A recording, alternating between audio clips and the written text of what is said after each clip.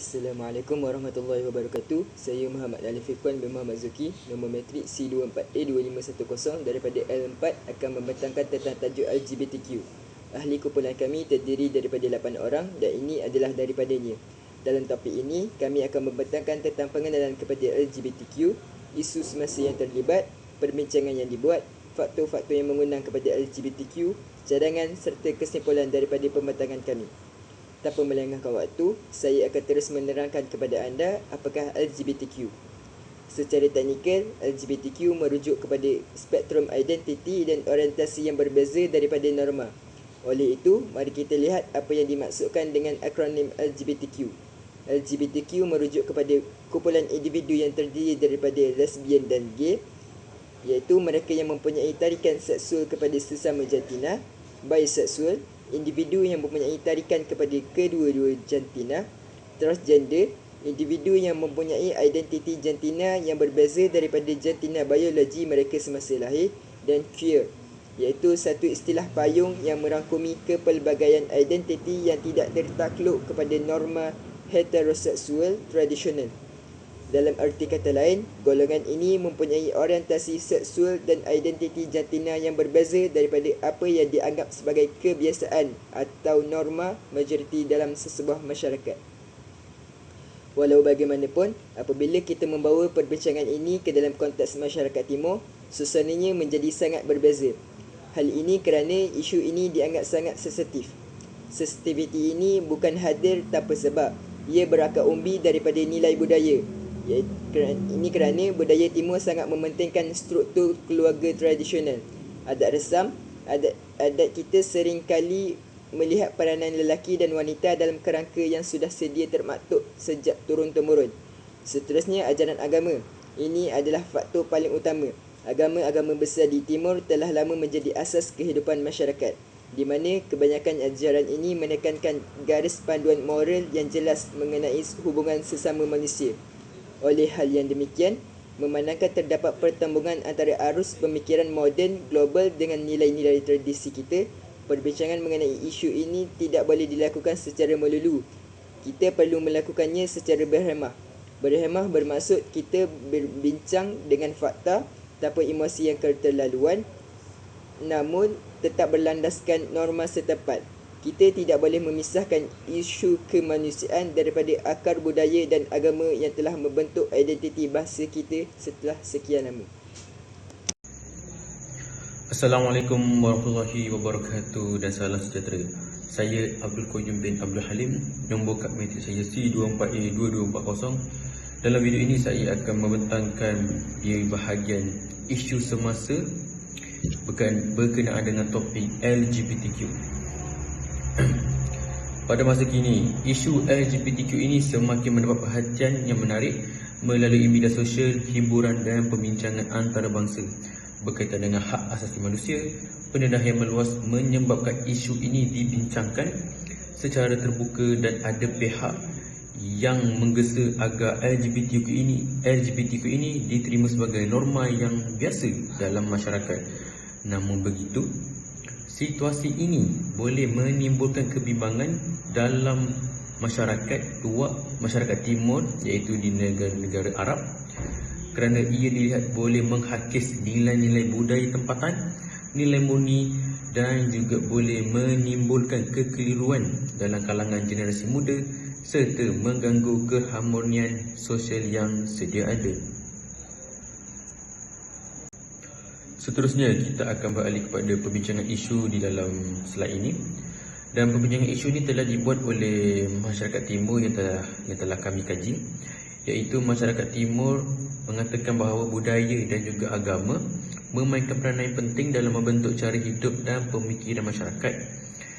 Nilai kekeluargaan, kesopanan serta keharmonian sosial sangat dititikberatkan. Isu LGBTQ ini sering dianggap bercanggah dengan nilai-nilai tersebut, khususnya dalam aspek pembentukan institusi keluarga tradisional, iaitu walaupun setiap individu perlu dihormati sebagai manusia, Tetapi kebanyakan masyarakat timur berpendapat bahawa isu LGBTQ ini tidak wajar dinormalisasikan atau dipromosikan secara terbuka kerana boleh menjejaskan nilai moral dan identiti budaya masyarakat. Hal ini kerana LGBTQ ini boleh menyebabkan sesuatu kawasan itu ataupun sesuatu tempat itu, sesuatu masyarakat itu mengalami kekeliruan dan juga melakukan hubungan songsang, iaitu lelaki kahwini lelaki, wanita kahwini wanita, dan juga ada lelaki menukar jantinannya kepada perempuan dan juga perempuan menukar jantinannya kepada lelaki. Itu menyebabkan akan mengalami kekeliruan di dalam masyarakat dan juga akan merosakkan budaya tempatan tersebut. Sekian daripada saya, Abdul Qayyum Abdul Halim. Kita balik pada slide seterusnya.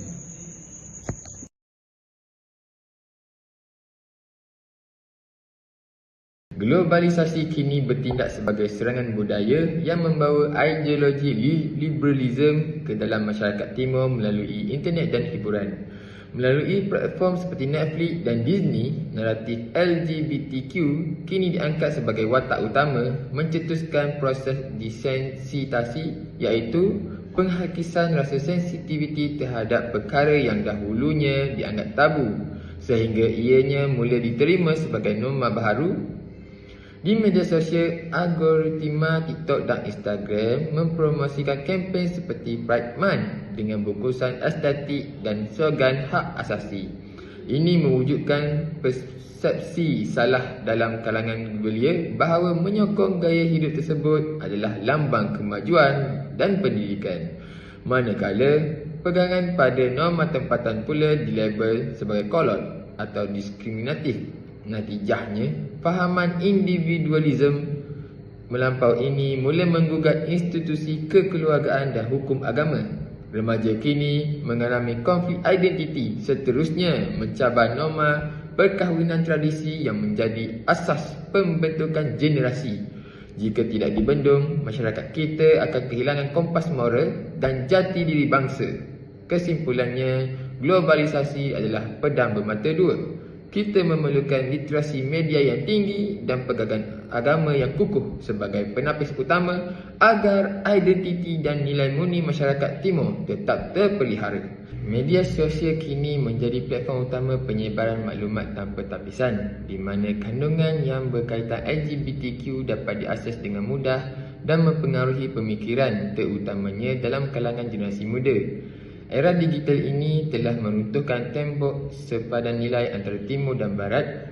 Melalui algoritma yang canggih, paparan gaya hidup ini disajikan secara berulang dalam bentuk visual yang estetik dan trend yang menarik. Proses ini dipanggil normalisasi, di mana perkara yang dahulunya dianggap asing kini mula dilihat sebagai satu kepelbagaian identiti yang perlu diterima atas nama kemodenan dan kebebasan peribadi. Impak kepada jati diri, kesan paling membimbangkan ialah hakisan jati diri. Naratif hak asasi dan kebebasan diri sering digunakan untuk mengelirukan remaja sehingga mereka mula mempertikaikan sistem nilai agama dan norma kekeluargaan. Mereka yang mempertahankan tradisi pula sering dilabel sebagai kolot, menyebabkan wujudnya tekanan untuk akur kepada budaya global ini. Tuntasnya, tanpa literasi digital yang mampu memberikan pegangan agama yang kukuh, media sosial juga mampu untuk mengubah struktur sosial kita. Kita perlu bertindak sebagai penapis maklumat agar kompas moral masyarakat timur tetap terpelihara. Sekian, terima kasih. Assalamualaikum warahmatullahi wabarakatuh. Nama diberi Muhammad Syed Hamidi bin Ahmad. Nombor kad matrik saya ialah C24A2645. Saya akan membentangkan faktor 3 hingga faktor 5. Faktor ketiga, kurangnya pendidikan agama dan moral. Kekurangan didikan agama dan nilai moral sejak awal telah menyebabkan sesetengah individu kurang memahami batasan budaya dan agama yang sepatutnya dihormati. Akibatnya, mereka mudah keliru antara kebebasan individu dengan tanggungjawab terhadap masyarakat, lalu membuat keputusan yang tidak selari dengan norma serta nilai yang dipegang oleh komuniti setempat. Faktor keempat, tekanan sosial dan emosi. Tekanan hidup, masalah emosi serta pengaruh rakan sebaya boleh mendorong individu mencari identiti diri dengan cara yang tidak tepat.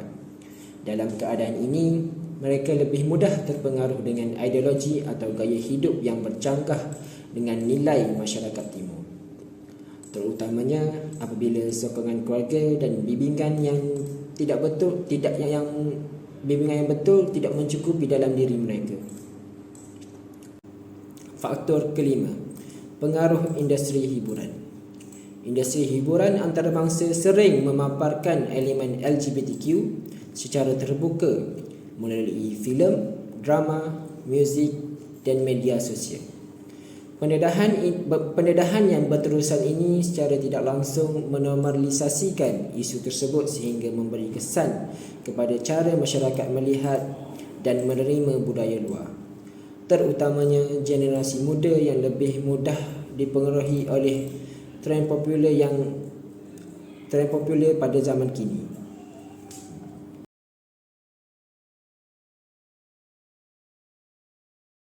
Cadangan menangani isu LGBTQ. Yang pertama, memperkukuh pendidikan agama dan nilai moral. Pendidikan agama dan nilai moral perlu diperkukuhkan sejak peringkat awal bagi membentuk jati diri yang kukuh serta kefahaman tentang batas budaya dan norma masyarakat. Hal ini merupakan langkah akar umbi yang paling kritikal bagi membolehkan seseorang itu membuat pertimbangan moral yang teguh bagi mengelakkan terjebaknya dalam isu LGBT ini. Yang kedua, meningkatkan kesedaran budaya masyarakat timur. Pendedahan tentang kepentingan menjaga adat, tradisi dan nilai masyarakat timur perlu diterapkan agar generasi muda tidak mudah terpengaruh dengan budaya luar. Ini merupakan satu langkah yang sangat penting untuk mengimbangi pengaruh budaya luar yang mungkin tidak selari dengan nilai tempatan. Hai, Assalamualaikum warahmatullahi wabarakatuh. Nama saya Nurul Batusha binti Afandi, nombor kad matrik C25A3417.